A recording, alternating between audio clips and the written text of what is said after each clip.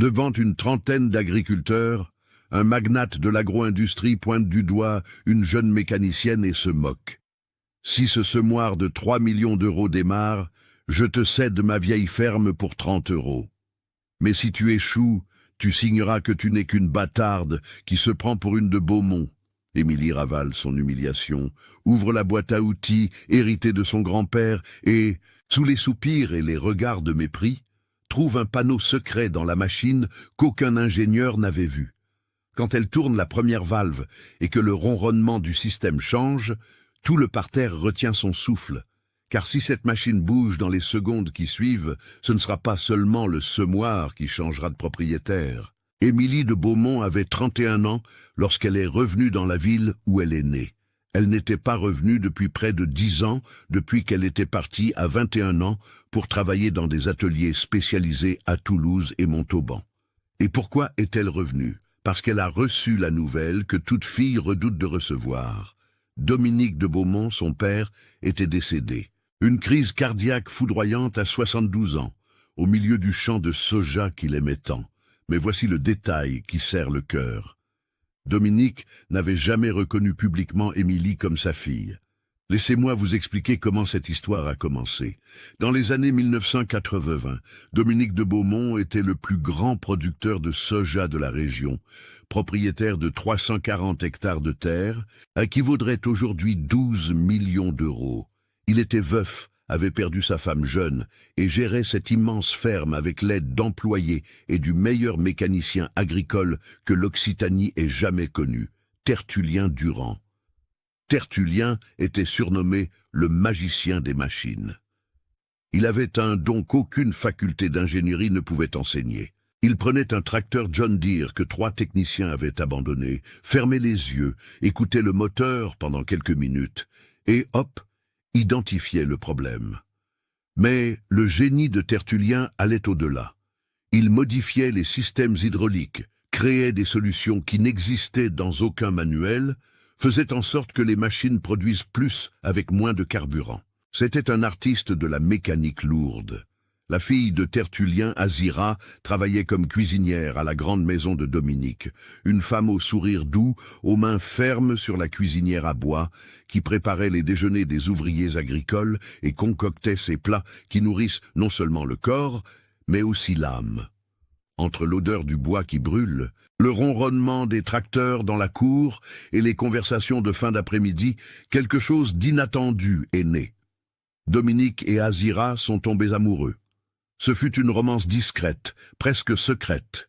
Dominique était le patron, un homme respecté dans la région avec un nom de famille qui pesait.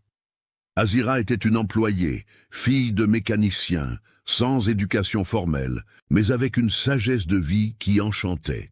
Quand Azira a découvert qu'elle était enceinte, Dominique n'a pas nié, mais ne l'a pas non plus assumé publiquement. Au lieu de cela, il lui a permis d'élever l'enfant dans une petite propriété située sur le domaine, une maison simple mais digne, avec 8 hectares de terre autour. Et plus encore, il s'est assuré qu'Azira ne manquerait jamais de rien. Émilie est née dans cette petite propriété en 1993.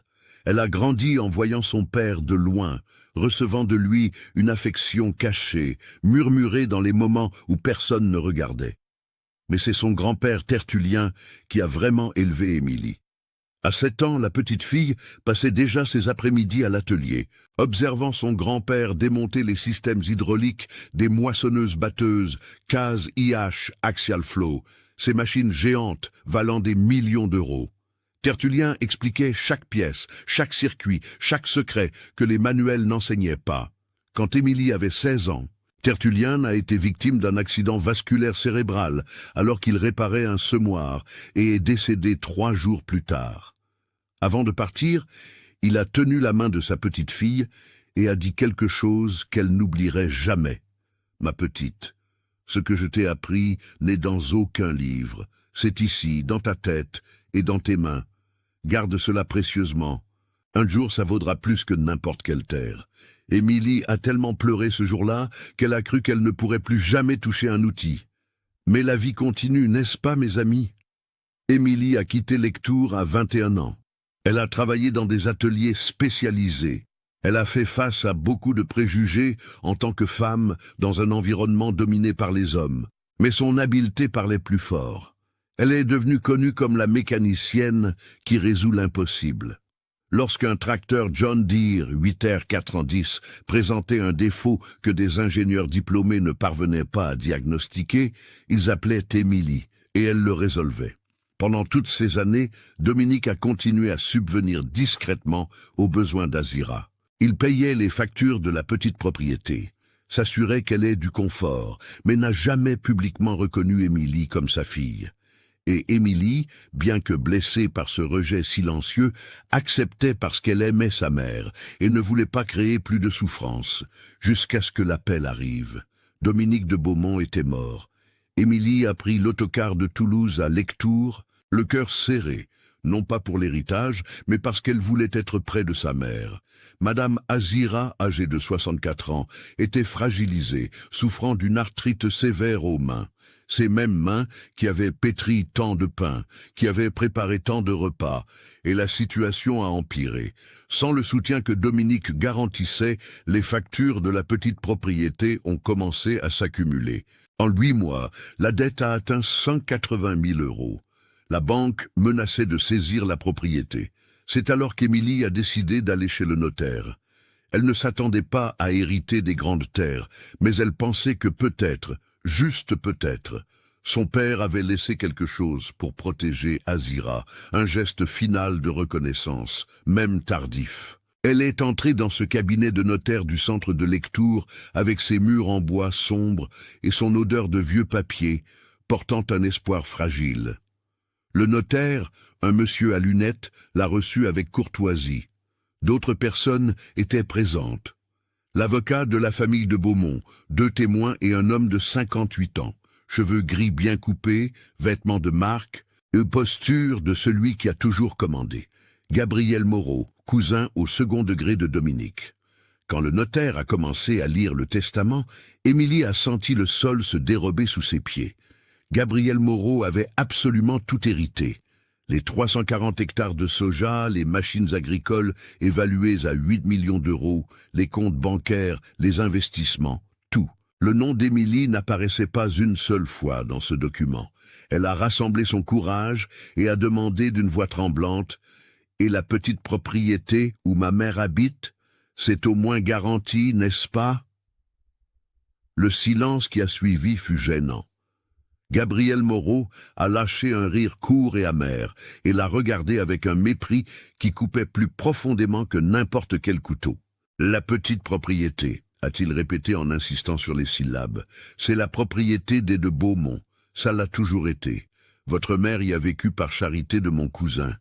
Charité, vous comprenez ? Mais maintenant que Dominique est parti, il n'y a plus de raison de garder des employés logés sur les terres de la famille. » Émilie a senti le sang lui monter à la tête. Employé. Ma mère a travaillé 40 ans pour cette famille, et je suis la fille de Dominique de Beaumont. Gabriel s'est levé lentement de sa chaise, comme quelqu'un qui va donner une leçon à un enfant têtu. Il a regardé autour de lui, s'assurant que tout le monde était attentif, et a lâché les mots qu'Émilie n'oublierait jamais.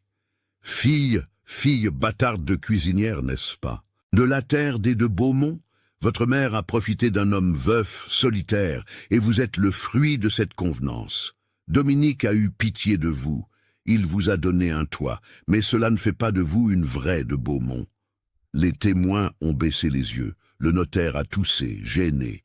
L'avocat est resté silencieux et Émilie, les ongles plantés dans les paumes de ses mains, a essayé de garder son sang-froid.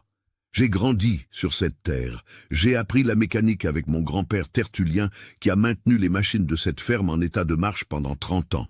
Je connais chaque tracteur, chaque système, chaque secret technique qui maintient cette exploitation en marche. Cela ne vaut rien? Gabriel a haussé les épaules. Une femme ne s'y connaît pas en machines lourdes, encore moins une bâtarde d'employés. Maintenant, si vous me permettez, j'ai une ferme à gérer. Vous avez 30 jours pour faire déménager votre mère de la petite propriété. Après cela, je ferai démolir cette maison et planterai du soja à la place. Émilie est sortie de ce cabinet de notaire, les jambes flageolantes et les yeux brûlants de larmes qui refusèrent de couler. Elle n'allait pas donner à Gabriel Moreau la satisfaction de l'avoir pleuré. Elle est retournée à la petite propriété et a trouvé Madame Azira assise sur la véranda, regardant l'horizon où les champs de soja s'étendaient à perte de vue. Quand elle lui a raconté ce qui s'était passé, sa mère a juste tenu sa main et a dit « Ma fille, nous avons toujours su que ce ne serait pas facile, mais tu as entre les mains ce qu'aucun papier ne peut t'enlever. Tu as le savoir que ton grand-père t'a donné. Cela vaut plus que n'importe quelle terre. » À ce moment-là, Émilie ne le savait pas, mais les paroles de sa mère étaient sur le point de devenir prophétiques. L'histoire ne faisait que commencer. Mais, chers amis, les jours qui ont suivi ont été parmi les plus difficiles de la vie d'Émilie. Elle a essayé de trouver du travail dans la région, mais Lectoure est une ville où tout le monde connaît tout le monde. Et la nouvelle que Gabriel Moreau avait expulsé la bâtarde qui se disait de Beaumont s'est répandue trop vite. Des ateliers qui l'auraient auparavant accueilli à bras ouverts lui fermaient désormais leurs portes au nez. Personne ne voulait contrarier l'homme le plus puissant de l'agro-industrie locale. Madame Azira empirait chaque jour. L'arthrite de ses mains était si sévère qu'elle pouvait à peine tenir une tasse de café. Les médicaments étaient chers et l'argent qu'Émilie avait économisé à Toulouse s'épuisait rapidement. Pire encore, la banque a envoyé la notification officielle. Si la dette de 180 000 € n'était pas réglée dans les 45 jours, la petite propriété serait mise aux enchères. Et où iraient deux femmes sans ressources? Émilie passait ses nuits blanches, faisant des comptes qui ne fermaient jamais. Elle avait besoin d'un miracle, ou du moins d'une chance de parler civilisement à Gabriel Moreau. Peut-être était-il un homme d'affaires, peut-être répondrait-il à la logique. Elle pourrait travailler pour lui, utiliser son savoir-faire technique pour maintenir les machines de la ferme en parfait état. Ce serait un échange équitable. Un travail spécialisé en échange du pardon de la dette de la petite propriété. C'est avec cet espoir qu'Émilie s'est préparée le matin d'un jeudi et a conduit jusqu'au siège de la ferme Sainte-Thérèse. Comme Dominique avait nommé la propriété des décennies auparavant, le portail principal était ouvert et elle est entrée en conduisant la vieille combi de 1988, qui avait appartenu à Tertullien, celle qu'il utilisait pour transporter des outils d'une ferme à l'autre. Le moteur octait un peu, mais tournait encore. Émilie a garé près du hangar à machines et a marché jusqu'à la maison principale, cette grande construction en briques apparentes où elle avait de vagues souvenirs d'enfance. C'était là que sa mère travaillait, c'était de là que provenaient les odeurs de nourriture qui avaient marqué sa vie. Mais maintenant, tout semblait différent, froid, hostile. Elle a frappé à la porte. Un jeune homme, l'un des nouveaux employés, l'a accueillie avec méfiance. « Je viens parler à monsieur Gabriel Moreau », a-t-elle dit, en gardant une voix ferme. « C'est à propos d'une proposition de travail ?» Le jeune homme a hésité, mais est allé chercher son patron. Gabriel est apparu sur la véranda 2 minutes plus tard. Il était vêtu d'une chemise claire, d'un jean et de bottes en cuir chair. Il a regardé Émilie comme on regarde un insecte irritant qui ne veut pas partir. « Que voulez-vous maintenant ?» a-t-il demandé sans même essayer de cacher son impatience dans la voix. Émilie a pris une profonde inspiration. « Monsieur Gabriel, je suis venu vous proposer quelque chose qui peut bénéficier à nous deux. Je sais que vous avez hérité des machines de la ferme, et je sais aussi qu'elles nécessitent un entretien spécialisé constant. Des tracteurs John Deere, des moissonneuses-batteuses Case IH, des semoirs Massey Ferguson. Ce sont des équipements valant des millions d'euros. Je peux assurer cette maintenance préventive, garantir que tout fonctionne parfaitement. En échange, vous pardonnez la dette de la petite propriété et laissez ma mère y vivre en paix. C'est un accord juste. » Gabriel a éclaté d'un rire sec. « Accord juste. Vous croyez que je vais confier les machines de cette ferme à une femme qui a appris la mécanique en ramassant de la ferraille avec son grand-père ? Émilie, j'ai déjà engagé des techniciens certifiés, des gens formés, diplômés, de vraies personnes. » Il a tenu à souligner les derniers mots. « Mon grand-père a maintenu ces machines en marche pendant 30 ans. » a répliqué Émilie, sentant la colère commencer à monter. « Il a créé des systèmes qui ont augmenté la productivité de 20%. Dominique lui faisait confiance aveuglément. Dominique était un vieux sentimental, a lancé Gabriel. Et regardez où cela l'a mené. À laisser des employés vivre sur de bonnes terres à cultiver, à subvenir aux besoins de gens qui ne faisaient pas partie de la famille. Je ne vais pas commettre les mêmes erreurs. Maintenant, sortez d'ici avant que j'appelle la sécurité. C'est à ce moment-là qu'Émilie a entendu des voix venant du hangar principal. Il y avait du mouvement. Plusieurs camionnettes étaient garées. « Que se passe-t-il là-bas » a-t-elle demandé. Gabriel a souri d'une manière qui n'avait rien d'amical. Réunion mensuelle de la coopérative agricole régionale. Les plus grands producteurs de soja d'Occitanie sont ici pour discuter des stratégies pour la récolte. Des gens importants, vous comprenez? Ce n'est pas un endroit pour une intruse. Il lui a tourné le dos et a commencé à retourner dans la maison. Mais Émilie n'a pas abandonné. Elle l'a suivi. « Gabriel, s'il vous plaît, j'ai juste besoin d'une chance. Ma mère est malade. Nous n'avons nulle part où aller. » Sa voix est sortie plus forte qu'elle ne l'avait voulu, résonnant dans l'espace.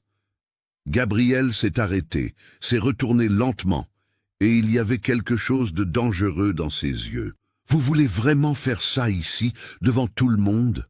Avant qu'Émilie ne puisse répondre, il lui a saisi le bras avec force et a commencé à la traîner vers le hangar. « Alors, allons-y, je vais régler ça une fois pour toutes. » Émilie a essayé de se libérer, mais l'homme était fort. Il l'a tiré jusqu'à l'entrée du hangar, où une trentaine d'hommes, producteurs agricoles, directeurs de la coopérative, contremaîtres, étaient réunis autour de tables remplies de papiers, de cartes de semis et de cafetières industrielles. Tous se sont tus lorsque Gabriel est entré, traînant pratiquement Émilie. « Messieurs » a annoncé Gabriel d'une voix forte, « je veux vous présenter Émilie de Beaumont. Ou plutôt Émilie Durand, car elle n'est pas une de Beaumont. Elle est la fille de ma regrettée cuisinière avec, eh bien, on ne sait pas trop avec qui. » Des rires gênés ont retenti dans le hangar. Émilie a senti son visage s'enflammer d'humiliation. L'un des coopérateurs, un homme aux cheveux blancs, a essayé d'intervenir. « Gabriel, est-ce nécessaire ?» Mais Gabriel l'a complètement ignoré. « Elle est venue ici. » a poursuivi Gabriel, se proposant de faire l'entretien de mes machines. Elle dit qu'elle est mécanicienne spécialisée. Mécanicienne, une femme. Plus de rire, maintenant moins gênée, plus cruelle. Elle a appris avec son père, Tertullien, qui était même bon dans ce qu'il faisait. Je le reconnais. Mais la mécanique n'est pas une affaire de femme. Vous engageriez une femme pour manipuler vos équipements valant des millions d'euros? Plusieurs hommes ont secoué la tête négativement. L'un d'eux a crié de l'arrière. « Une femme est bonne pour la cuisine et les petits travaux des champs. » Un autre a ajouté « Conduire, c'est déjà difficile, alors réparer. » L'humiliation était alimentée par chaque rire, chaque commentaire. Émilie a essayé de parler, mais Gabriel ne lui a pas donné sa chance. Et savez-vous ce qui est pire? Elle pense avoir des droits sur les terres que j'ai légalement héritées. Elle pleure, fait la pauvre, disant que sa chère maman est malade. Mais je connais ce genre de personnes, des gens qui profitent de la bonté des autres, qui s'accrochent au patron en attendant un héritage qui ne leur appartient pas. « Ce n'est pas vrai !» a explosé Émilie, la voix brisée par l'émotion. « Ma mère a travaillé honnêtement toute sa vie, et je ne demande pas les terres. Je demande juste que vous soyez juste. La petite propriété était un droit que Dominique lui a donné. Il a promis. » « Les promesses verbales ne valent rien, » a craché Gabriel. « Le papier vaut, la loi vaut, et la loi dit que tout est à moi. Maintenant, si vous ne partez pas d'ici tout de suite, j'appelle la police et je vous dénonce comme intruse. Vous voulez avoir un casier judiciaire. Parce que je le fais. Croyez-moi, je le fais. » L'un des contremaîtres, un homme imposant, les bras croisés, a fait un pas en avant. Émilie a compris le message silencieux. Elle a regardé autour d'elle, cherchant dans les yeux de ces hommes une lueur de compassion, d'humanité. Certains détournaient le regard, gênés, d'autres la fixaient avec un mépris manifeste. Il n'y avait pas d'alliés ici. « Mon grand-père a tout donné pour cette ferme », a tenté Émilie une dernière fois, la voix maintenant ténue. « Je ne demande que de la dignité. » Dignité. Gabriel a presque craché le mot. La dignité, c'est travailler honnêtement. Ce n'est pas mendier un héritage. La dignité, c'est accepter la place de chacun dans la société. Vous êtes fille d'employé. Je suis propriétaire terrien. Il y a une différence, et vous devez le comprendre une fois pour toutes. Maintenant, hors d'ici. Sa voix a résonné dans tout le hangar. 2 contremaîtres se sont approchés d'Émilie, un de chaque côté. Ils ne l'ont pas touchée, mais sont restés suffisamment près pour que la menace soit claire. Émilie a reculé, les pas hésitants, les yeux brûlants de larmes qu'elle refusait de verser devant ces hommes. Elle leur a tourné le dos et a marché la tête haute vers la sortie, sentant 30 paires d'yeux rivés sur son dos. Quand elle est arrivée à la combi, ses mains tremblaient tellement qu'il lui a fallu 3 tentatives pour insérer la clé dans le contact. Dans le rétroviseur, elle a vu Gabriel allumer un cigare, entouré des coopérateurs, tous riant de quelque chose qu'il avait dit, probablement à son sujet. Émilie a conduit jusqu'à la petite propriété en pilote automatique, voyant à peine la route brouillée par les larmes qui tombaient enfin. Quand elle est arrivée, elle a trouvé Madame Azira dans la cuisine, essayant d'éplucher des pommes de terre avec ses mains douloureuses. La mère a regardé le visage de sa fille et a su immédiatement que quelque chose de terrible s'était produit. « Je n'ai pas réussi, maman », a sangloté Émilie, s'effondrant dans les bras faibles mais réconfortants d'Azira. « Il m'a humilié devant tout le monde, m'a traité de tant de choses, et je n'ai rien pu faire. Je ne peux rien faire. » Madame Azira a caressé les cheveux de sa fille, comme elle le faisait quand elle était enfant. « Oui, ma fille, tu peux continuer d'être qui tu es. Ne laisse pas la cruauté de cet homme te changer. Ton grand-père disait toujours... Le bon moment arrive pour ceux qui ont de la patience et de la préparation. Ton heure viendra. Mais à ce moment-là, serrée dans les bras de sa mère, dans cette cuisine simple qui ne serait bientôt plus la leur, Émilie ne pouvait pas y croire. Il ne restait plus que 38 jours avant l'expulsion et elle n'avait pas d'argent, pas de travail et plus d'espoir. Ce qu'elle ne savait pas, c'est que parfois, mes amis, parfois l'univers prépare des rebondissements qu'on n'imagine même pas. 3 semaines se sont étirées comme 3 ans. Émilie a trouvé quelques petits boulots dans des ateliers à Toulouse, conduisant la vieille combi 2 heures pour y aller, 2 heures pour revenir, gagnant une misère. Elle accumulait sou par sou, tout en voyant la date limite d'expulsion approcher comme une tempête inévitable. Madame Azira essayait de garder le moral, mais l'éclat dans ses yeux s'éteignait. L'arthrite empirait et maintenant même marcher jusqu'à la véranda était douloureux. C'est un mardi, le 17 octobre, que le téléphone d'Émilie a sonné. C'était Benoît, un homme de 68 ans qui avait travaillé 35 ans avec son grand-père Tertullien et faisait encore des petits boulots occasionnels dans la région. Sa voix tremblait d'un mélange étrange d'inquiétude et de quelque chose qui ressemblait à de l'espoir. « Émilie, ma petite, tu dois savoir quelque chose. Le semoir de Gabriel est tombé en panne. » Émilie s'est assise au bord du lit. « Tombé en panne comment, monsieur Benoît ?» Le vieux mécanicien a soupiré longuement. « Son Massey Ferguson 9000, le gros vert et or qui vaut près de 3 millions, c'est complètement bloqué en plein milieu de la période de semis. Et ma petite, des techniciens sont venus de Bordeaux, de Paris, même des gars de Massey Ferguson eux-mêmes. Personne ne parvient à faire marcher cette machine. Ça fait 10 jours et rien. » Émilie a senti quelque chose bouger dans sa poitrine. « Et pourquoi me racontez-vous ça, monsieur Benoît ?» Silence de l'autre côté, puis « Parce que je reconnaissais ce semoir. Ton grand-père a travaillé dessus en 2012, il a fait des modifications que vous seul connaissiez, et si personne n'arrive à le réparer, c'est parce que personne ne sait ce que Tertullien a fait. Gabriel est désespéré, Émilie. Il va perdre plus de 4 millions s'il ne plante pas dans les prochaines 72 heures. La période de semis se termine. » Émilie a raccroché le téléphone, les mains tremblantes. Elle savait exactement quel était ce semoir. Elle se souvenait d'avoir 19 ans et d'avoir regardé son grand-père travailler dessus pendant des semaines entières. Tertullien avait créé un système hydraulique hybride exclusif. Un circuit secondaire qui compensait la pression sur les terrains irréguliers. Il augmentait l'efficacité de 22%, mais nécessitait un entretien manuel spécifique toutes les 500 heures d'utilisation. Si quelqu'un ignorait cela, le système se bloquait complètement. Et selon les calculs d'Émilie pour cette saison, la machine avait déjà dépassé les 500 heures. Le lendemain matin, Émilie s'est réveillée avec la nouvelle qui se répandait dans tout Lectoure. Gabriel Moreau avait convoqué une réunion d'urgence à la coopérative agricole régionale. Plus de 30 producteurs étaient présents car le problème de Gabriel était le problème de tous. Si un semoir de dernière génération pouvait se bloquer sans solution, n'importe lequel d'entre eux était vulnérable. L'atmosphère dans le hangar de la coopérative était tendue. Gabriel était visiblement ébranlé, bien qu'il essaie de le cacher sous des couches d'arrogance. Il avait dépensé 45 000 € rien qu'en consultation technique.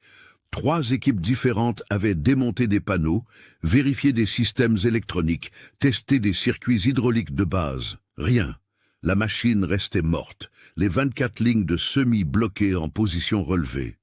C'est au milieu de cette réunion que Loïc Dumas, un coopérateur de 52 ans qui connaissait Émilie depuis l'enfance, a osé dire l'évidence. « Gabriel, et cette fille, Émilie de Beaumont ?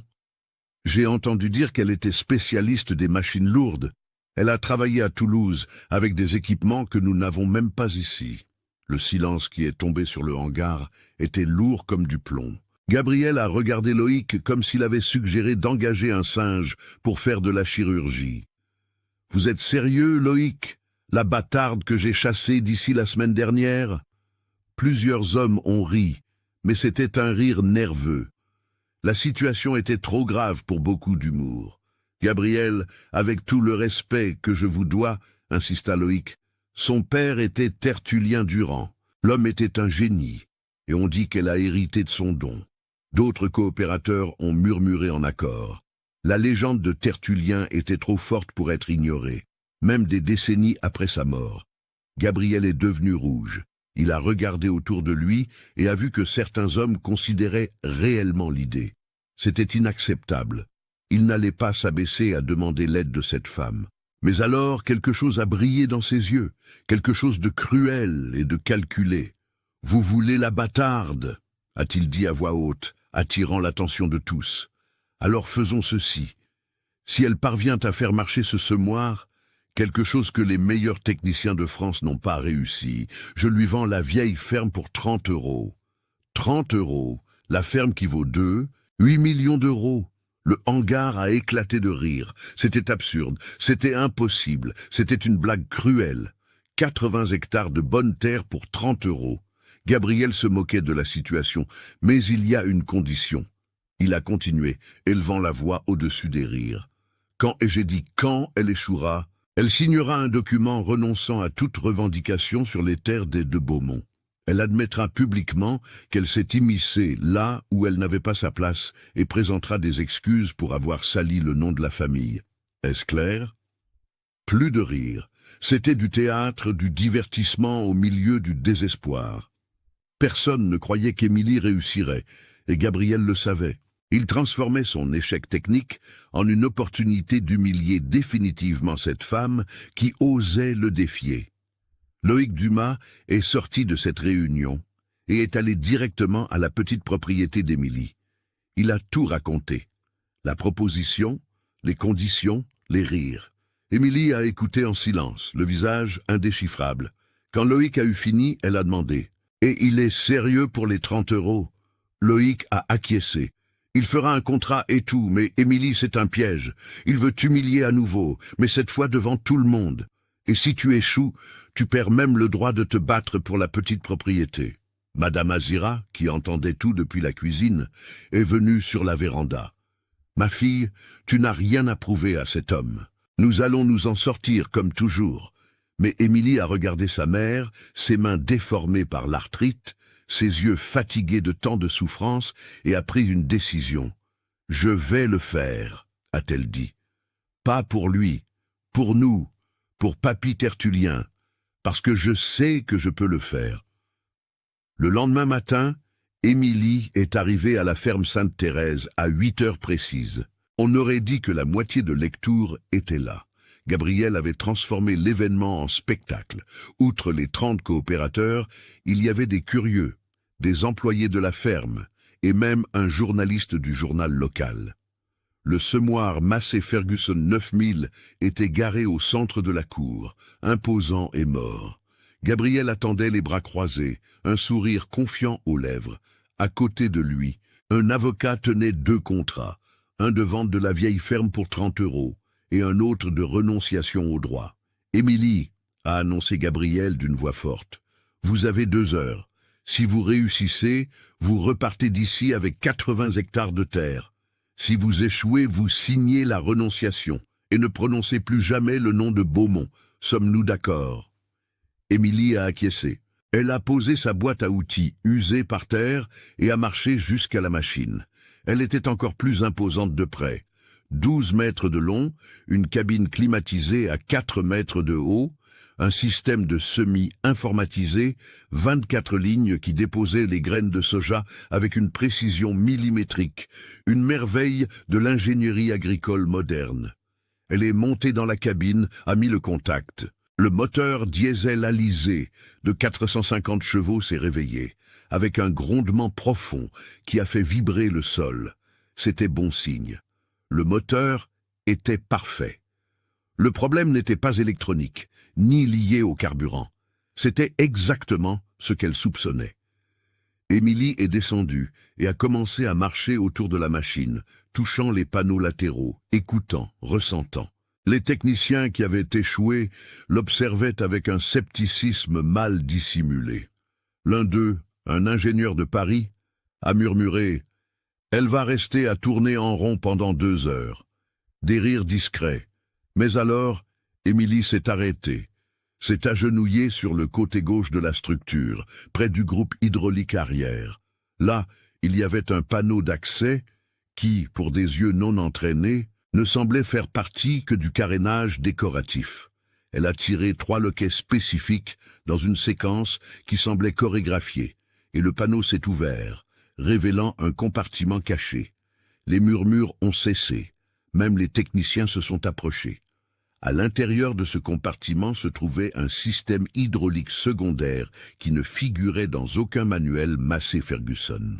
Des tuyauteries en aluminium aéronautique, des vannes régulatrices artisanales, un circuit complet qui fonctionnait en parallèle avec le système principal. « Mon Dieu !» a murmuré l'un des techniciens. « Ça ne devrait pas être là. » Émilie a finalement parlé, et sa voix était claire, ferme, professorale. C'est un système de compensation de pression hydraulique créé par Tertullien Durand en 2012. Il augmente l'efficacité du semis de 22% sur les terrains, avec plus de 8 degrés d'inclinaison. Le système possède une vanne régulatrice artisanale ici. Elle a montré une pièce en laiton qui doit être calibrée manuellement toutes les 500 heures de fonctionnement. Si cela n'est pas fait, la pression s'accumule et bloque tout le circuit. C'est exactement ce qui s'est passé. Gabriel était pâle. « Comment avez-vous su ?»« Parce que j'étais là quand mon grand-père a installé ça, » a répondu Émilie, retirant déjà des outils spécifiques de sa boîte. « J'avais 19 ans et j'ai passé 3 semaines à observer chaque détail. Il m'a expliqué qu'un jour, quelqu'un aurait besoin de savoir. Je crois qu'il savait que ce serait moi. » Émilie a travaillé avec une précision chirurgicale. D'abord, elle a dépressurisé le système progressivement, ouvrant des micro-vannes dans une séquence spécifique.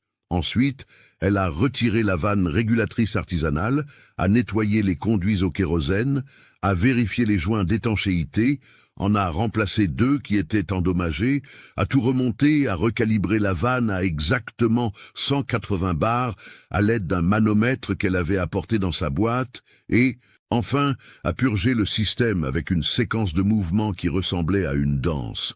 3 pompages, une pause de 3 secondes, 4 pompages, une pause de 5 secondes. 40 minutes après avoir commencé, elle a refermé le panneau d'accès et est remontée dans la cabine. Elle a regardé à travers le verre Gabriel, les techniciens incrédules, les 30 coopérateurs bouche bée. Elle a mis le contact, a actionné la commande hydraulique et les 24 lignes de semis sont descendues en synchronisation parfaite, comme les doigts d'un pianiste jouant un accord. Elles sont remontées, sont descendues, sont remontées. Parfait. Le silence était absolu. Alors, quelqu'un a commencé à applaudir, puis un autre. En quelques secondes, tout le parterre applaudissait, sauf Gabriel Moreau, qui restait immobile, le visage vidé de couleur, le monde qu'il connaissait s'effondrant autour de lui. Émilie est descendue de la cabine et le silence qui a suivi les applaudissements était presque sacré. Les techniciens de Paris et Bordeaux se sont regardés, gênés. L'un d'eux, l'ingénieur qui avait facturé 18 000 € pour la consultation ratée, s'est approché de la machine et a demandé la permission d'examiner le système qu'Émilie venait de réparer. Elle a acquiescé et l'homme s'est agenouillé pour voir de ses propres yeux ce circuit hydraulique secondaire. « C'est de l'ingénierie de très haut niveau », a-t-il murmuré presque pour lui-même. « Je n'ai jamais rien vu de pareil, la précision de ce calibrage. » « Mademoiselle, où votre grand-père a-t-il appris cela ?» Émilie a senti un nœud dans la gorge. « Dans la vie, docteur, il a appris dans la vie, en essayant, en se trompant, en réussissant. Des mains calleuses valent parfois plus que n'importe quel diplôme. » Gabriel Moreau restait paralysé à 5 mètres de distance. Son visage avait pris plusieurs couleurs ces dernières minutes, rouge de colère, blanc de choc. Maintenant un gris douloureux de quelqu'un qui vient de voir ses certitudes démolies. Loïc Dumas a rompu le silence gênant. « Gabriel, je crois que vous avez un contrat à signer. » Ce fut comme si ces mots avaient tiré Gabriel d'une transe. Il a cligné des yeux plusieurs fois, a regardé l'avocat à ses côtés qui tenait les documents, puis Émilie. « C'est pas possible » a-t-il balbutié. « Comment avez-vous su ? Personne ne connaissait ce système, même Dominique ne connaissait pas tous les détails. »« Mon grand-père le savait » a répondu calmement Émilie, essuyant ses mains avec un chiffon. « Et il me l'a appris parce qu'il me faisait confiance. » Parce qu'il voyait en moi quelque chose que, apparemment, monsieur ne peut pas voir. La compétence. Le mot est tombé comme une pierre au milieu de la cour. C'est alors qu'un homme d'une 60aine d'années, aux cheveux entièrement blancs, aux lunettes à monture fine et au costume impeccable malgré la chaleur, a fait un pas en avant. Il avait été là tout le temps, mais Émilie ne l'avait pas remarqué spécifiquement parmi tant de visages. L'homme s'est éclairci la gorge et a dit: « Monsieur Gabriel, je dois vous parler d'urgence. C'est à propos d'une question légale extrêmement pertinente. » Gabriel s'est tourné vers lui, irrité. « Maître Eudes, ce n'est pas le moment pour... » Mais l'avocat l'a interrompu avec fermeté. « C'est exactement le moment, Gabriel, et tous ici présents devraient l'entendre, puisque vous avez été témoin de ce qui vient de se passer. » Maître Eudes Nogueira était l'avocat spécialisé en droit agraire le plus respecté de la région. Il avait géré les affaires légales de Dominique de Beaumont pendant plus de 20 ans. Et il y avait quelque chose dans son expression, un mélange de soulagement et de gravité, qui a fait que tout le monde dans la cour s'est tu complètement. « Mademoiselle Émilie, » a-t-il dit, se tournant vers elle, « puis-je vous poser quelques questions ?» Émilie a acquiescé, confuse. « Où exactement avez-vous appris ces techniques de mécanique hydraulique que vous venez de démontrer ?»« Avec mon grand-père Tertullien Durand, » a-t-elle répondu. « De 7 ans jusqu'à son décès, quand j'avais 16 ans, il m'a tout appris ce qu'il savait. Et M. Tertullien avait-il l'habitude de documenter ces modifications qu'il faisait sur les machines ?» Émilie a secoué la tête. « Non. Il disait que le vrai savoir-faire technique ne tient pas sur papier. Il se transmettait de bouche à oreille, de main en main, à ceux qu'il jugeait dignes de confiance. » Maître Eudes a souri, mais c'était un sourire triste. Dominique le savait. Il le savait très bien. L'avocat a ouvert la mallette qu'il portait et en a retiré un document jauni par le temps. Il y a 15 ans, en 2009, Dominique de Beaumont m'a contacté pour enregistrer une clause testamentaire spécifique. À l'époque, je l'ai trouvé étrange, mais il a insisté. Je vais la lire pour que tous l'entendent. Le silence était absolu. Même le vent sembla cesser de souffler. Maître Eudes a ajusté ses lunettes et a commencé à lire. Clause spéciale de reconnaissance technique. Il est établi que tout descendant direct du déclarant qui prouve posséder un savoir-faire technique spécialisé incontestable de la lignée Durand de Beaumont, spécifiquement lié aux systèmes mécaniques agricoles développés par Tertullien Durand, aura un droit d'héritage prioritaire sur les terres, les machines agricoles et les améliorations liées à l'exploitation technique de la propriété Sainte-Thérèse. Gabriel a chancelé comme s'il avait reçu un coup de poing. Quoi? Qu'est-ce que ça signifie? Sa voix est sortie mince, presque inaudible. Cela signifie, a expliqué maître Eudes patiemment, mais avec fermeté, que Dominique a créé une protection légale pour Émilie. Il savait qu'il ne pouvait pas la reconnaître publiquement sans provoquer un scandale social qui détruirait sa réputation et celle de Madame Azira.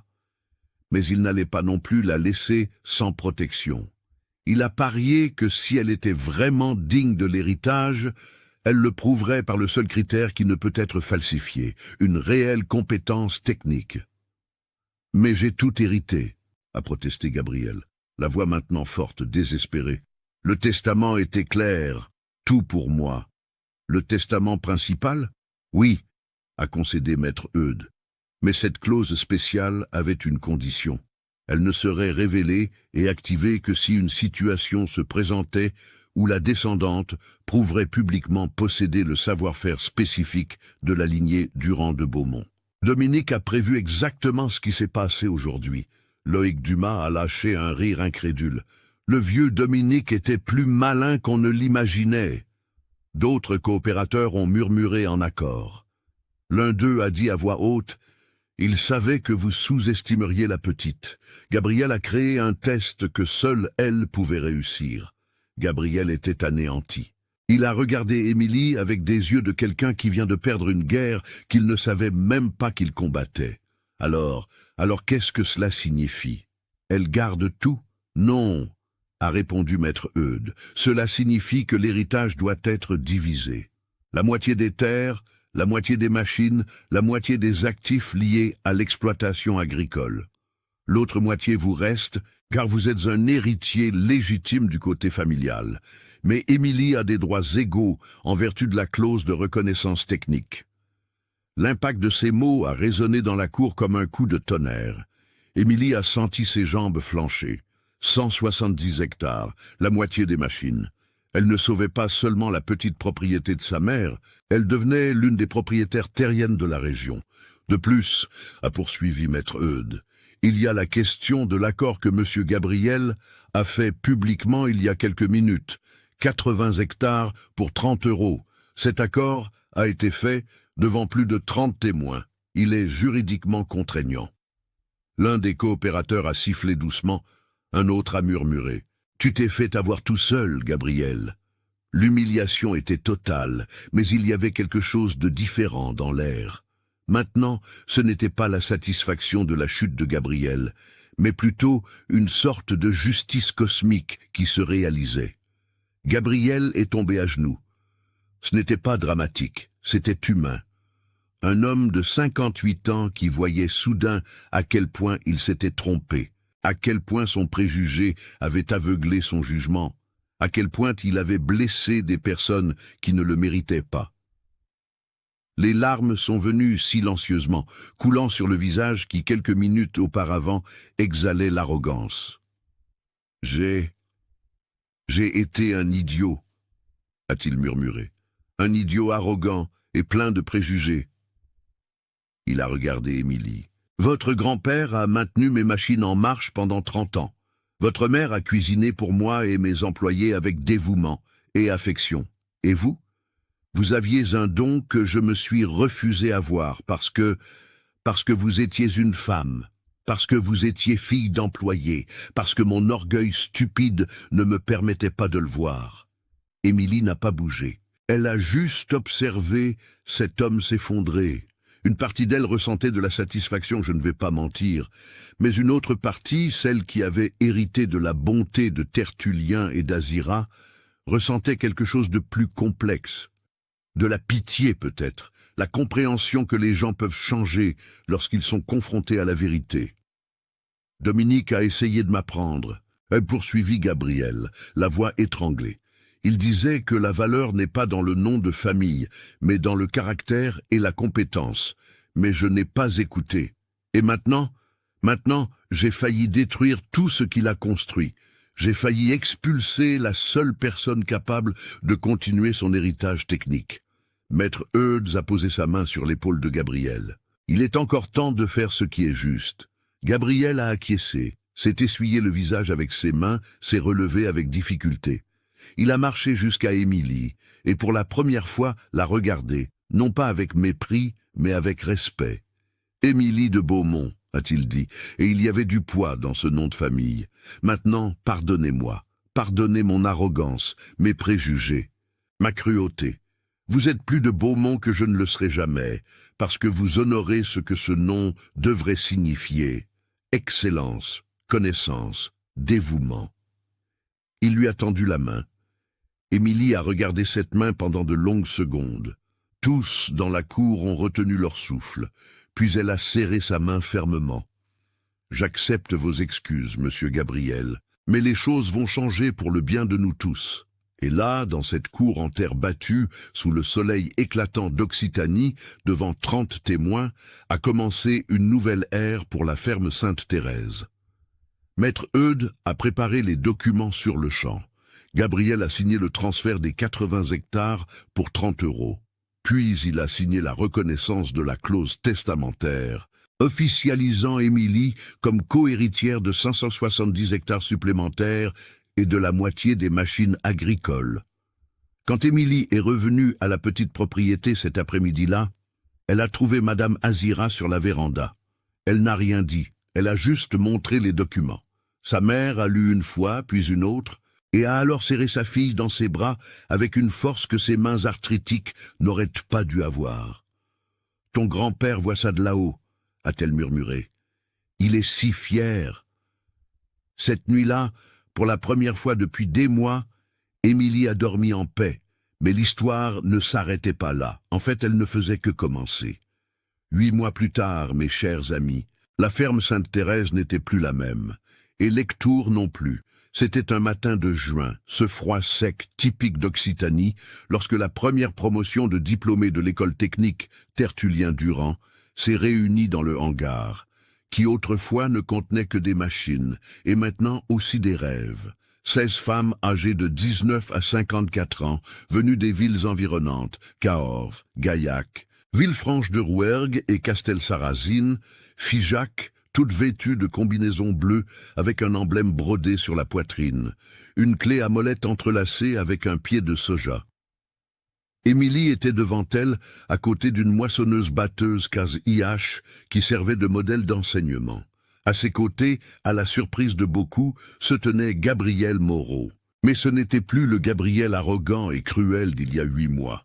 C'était un homme transformé, quelqu'un qui avait regardé dans l'abîme de ses propres préjugés et avait décidé de remonter vers la lumière. « Mesdames » a commencé Émilie, la voix ferme mais chaleureuse. « Vous avez passé 6 mois à apprendre les systèmes hydrauliques, les moteurs diesel, l'électronique embarquée, la soudure, tout ce qu'il faut pour être des mécaniciennes agricoles complètes.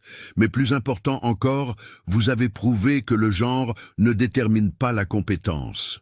Vos mains sont aussi capables que celles de n'importe quel homme, et vos cerveaux sont aussi brillants que n'importe quel ingénieur diplômé. » Les femmes ont applaudi. Parmi elles se trouvait Jeanne, 47 ans, qui avait travaillé 20 ans comme femme de ménage et était maintenant spécialiste des systèmes d'injection électronique. Il y avait aussi Marcel, 23 ans, qui avait abandonné ses études de pédagogie pour suivre la vocation qu'elle avait toujours eue, mais qu'elle n'avait jamais osé poursuivre, et Régine, 54 ans, veuve d'un mécanicien qui ne lui avait jamais rien appris, parce que ce n'était pas une affaire de femme et qui maintenant maîtrisait la soudure TIG mieux que de nombreux vétérans. Gabriel a fait un pas en avant. Au cours des derniers mois, il était devenu le plus grand financeur de l'école, investissant 800 000 € en équipements, outils et infrastructures. Mais plus que de l'argent, il a investi quelque chose de plus précieux, son temps et sa réputation.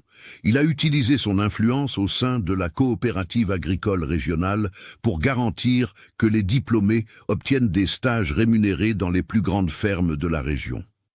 Quand Émilie m'a proposé cette école, a dit Gabriel, la voix lourde d'émotion, j'ai presque ri, j'ai presque dit que c'était un gaspillage de ressources. Mais alors je me suis souvenu à quel point j'avais eu tort à son sujet et j'ai pensé, combien d'autres Émilie existent là-bas, gaspillées, parce que des hommes comme moi pensent savoir qui peut ou ne peut pas faire tel ou tel travail. Il a fait une pause. Aujourd'hui, ces 16 femmes sont la réponse à cette question, et je suis fier d'avoir aidé, même si ce n'est qu'une petite compensation pour l'idiot que j'ai été. La cérémonie fut simple, mais significative. Chaque diplômé a reçu un certificat, une boîte à outils professionnelle et un contrat de travail garanti. 7 d'entre elles travailleraient directement à la ferme Sainte-Thérèse. Les autres avaient déjà des offres de fermes voisines qui, voyant la qualité du travail, avaient surmonté leurs propres préjugés. Après la remise des diplômes, Émilie a marché jusqu'à la petite propriété où sa mère vivait maintenant dans le confort. La petite maison avait été entièrement rénovée. Madame Azira, avec les meilleurs traitements médicaux que l'argent pouvait acheter, avait retrouvé une partie de la mobilité de ses mains. Elle ne ferait plus de pain comme avant, mais elle pouvait tenir une tasse de café sans douleur. Elle pouvait serrer sa fille dans ses bras sans gémir de souffrance. « Maman, nous avons réussi, » a dit Émilie, s'asseyant à côté d'elle sur la nouvelle véranda, regardant l'horizon où 250 hectares de soja ondulaient au vent, 170 qui étaient à elle par droit d'héritage, plus les 80 que Gabriel avait vendus pour 30 € dans ce pari qui avait tout changé. « Ton père serait fier, » a dit Madame Azira doucement. « Et ton grand-père? Ah, ton grand-père ferait la fête au ciel. » Elle a serré la main de sa fille. « Ils ont toujours connu ta valeur, ma fille. Ils attendaient juste que le monde la découvre aussi. » La transformation ne s'est pas limitée à la ferme. La coopérative agricole régionale, dirigée maintenant en partie par Émilie, devenue la première femme au sein de la direction technique, a mis en œuvre un programme d'entretien préventif basé sur les enseignements de Tertullien Durand. En 8 mois, les coopérateurs ont économisé 3,2 millions d'euros en réparation d'urgence et en augmentation d'efficacité. Les techniques que Tertullien avait développées des décennies auparavant, préservées dans la mémoire et les mains d'Émilie, révolutionnaient l'agro-industrie locale. Gabriel et Émilie ont développé un partenariat technique inattendu, mais efficace. Elle s'occupait de toute la partie mécanique et de l'innovation technologique. Il s'occupait de la gestion administrative et commerciale. Les bénéfices étaient divisés proportionnellement. En 6 mois de récolte, la propriété avait généré 1 million d'euros nets qui ont été réinvestis en partie dans l'école et en partie dans la technologie agricole durable. Mais le changement le plus significatif a peut-être été en Gabriel lui-même. Il a commencé à assister aux cours de l'école en tant qu'assistant, apprenant la mécanique aux côtés des étudiantes, non pas parce qu'il en avait besoin, mais parce qu'il voulait comprendre le monde qu'il avait méprisé pendant si longtemps. Un après-midi, il a avoué à Émilie, « Vous savez, j'ai passé 58 ans de ma vie à penser que j'étais supérieur à cause de la terre, de l'argent et de mon nom de famille, et vous m'avez montré que j'étais vide, que je ne savais rien réparer, que je ne comprenais pas comment fonctionnaient les machines qui me rapportaient des profits, que je n'avais aucune connaissance réelle de quoi que ce soit. J'étais un administrateur d'héritage, pas un homme de valeur propre. » Émilie avait répondu avec la sagesse qu'elle avait héritée de ses grands-parents. « Mais vous avez choisi de changer et cela a de la valeur. Ce n'est pas facile pour un homme de votre âge, de votre position, d'admettre qu'il avait tort. Vous l'avez fait publiquement.